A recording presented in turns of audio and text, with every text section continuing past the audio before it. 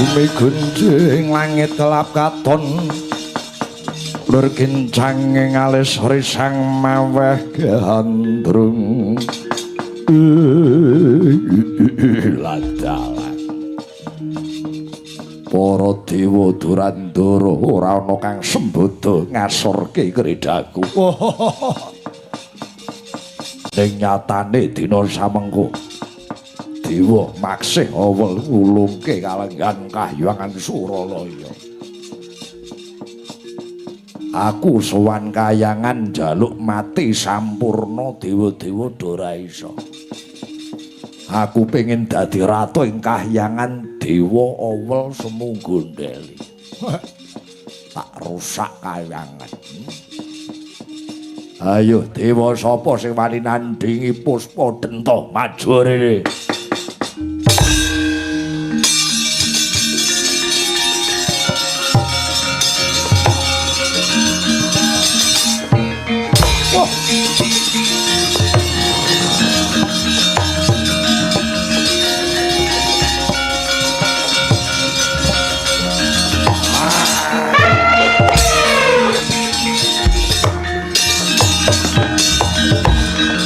Kartika panjresa sumilak wadana gengis dening kusuma memayu hayuning agri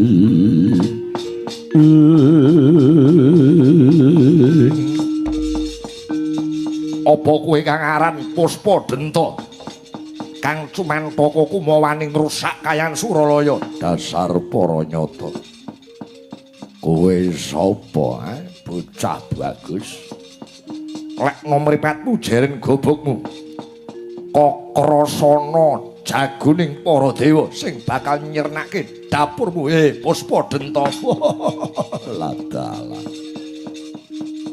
aku ngeman marang nyawamu yen kowe pengen nyawang soroting srengenge becik baliya wae dewa-dewa kalah mungsa aku nang dapurmu cumantaka kumawane ngadepi Puspadenta kelakon hilang nyawamu sumyur pandamu Puspadenta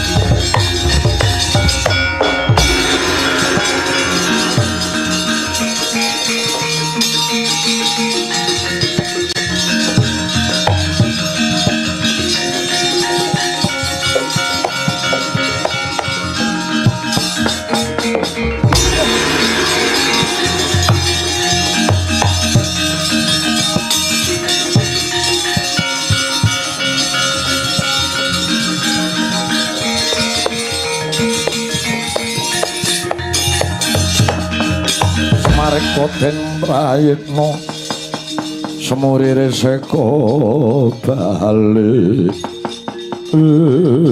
Waduh, Kyai Semar. Ora nyono orang legiwa. Gajah sing bisa tata jalma kae kekuatane ngedapi-dapi kekuatane gegirisi. Sampean kalah. Iya, Kyai. Yen arep ngalahke mungsuh niku kudu ngerti pengapesane. Nadyan to wujute niku duwe panggo semonten gedene gajah semono gedene. Ning niku duwe pengapesan. Pengapesane apa Kyai Semar? Ora ge paring dawuh marang Kakara Rasana. Dieling-eling. Pengapesane Puspa Denta niku yen dibethot ilate. Dibethot. Nggih. Dibethot apa diodot? Dibethot kok diodot. Ngono. Ning gajah kae iso tata jalma pun to. Nadyan to iso ngomong, angger dicandak rada ngepok sithik terus dibethot ilate. Yes. Niku mumpung wanci esuk ngenten iki mumpung modot-modote ilate niku. Niku dibethot ngono. Kaya ngono. Nggih. Mesti mati. Perkara mati napa mboten niku kula dereng ngerti. Bakune pengapesane Puspa Denta mang bethot ilate. Manut kali sampean.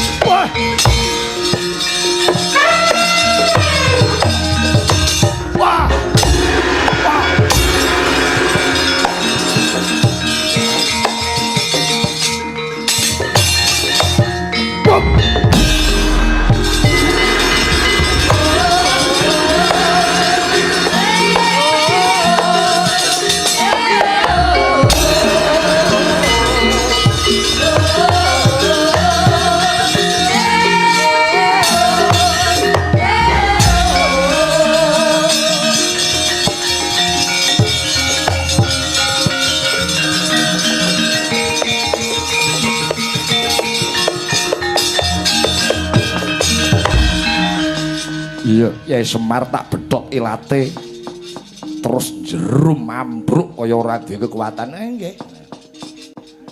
Sawise ilate sampean bedhot gajah niki sing sekawit saged tata jalma. Sakniki pun mboten iso pun kaya kewan lumrah. Puspa Denta.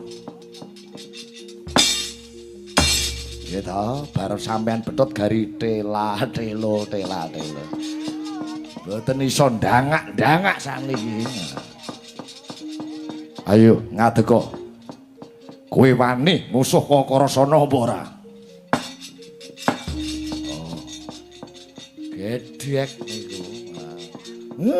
Niki cetha Puspa Denta sampun teluk kalian sampean.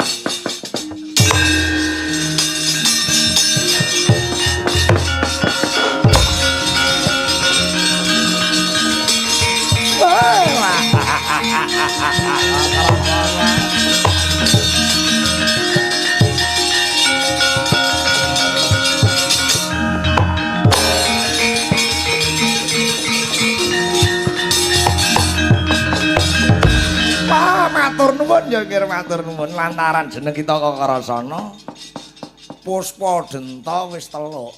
Nggih, sedaya kula awit saking Kyai Semar Badrana ingkang paring dawuh kalian kula. Ya syukur.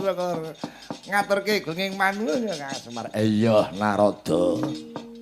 Mulane aku tekan kene iki momong Daraka Krasana. Iki Puspa Denta wis teluk karo ndaraku Krasana.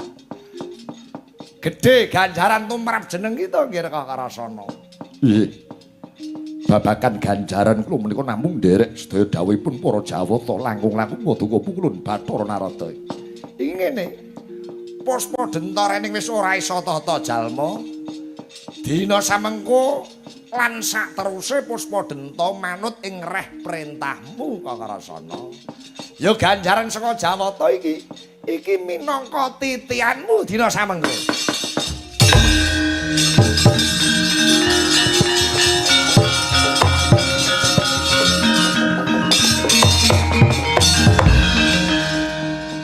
Puspa Denta menika minangka titian utawi tumpakan kula. Iya.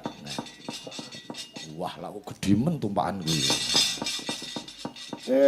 Penak numpaki sing gedhe tegese rasa ngoten. Kaya mangkono Kyai. Nggih. Eta. Iki dina Puspa Denta wis manut ing reh perintahmu. Ayo. Bali nyang Mandura. Sowan marang Keng Rama Basudewa, awet jeneng kita wis dianti-anti, diantu-antu bakal kawisuda jumeneng nata ing Mandura.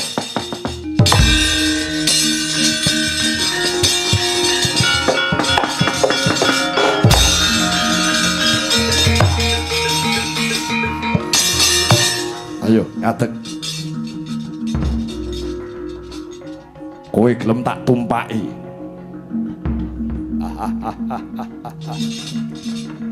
Gonceng ora Kyai? Mboten.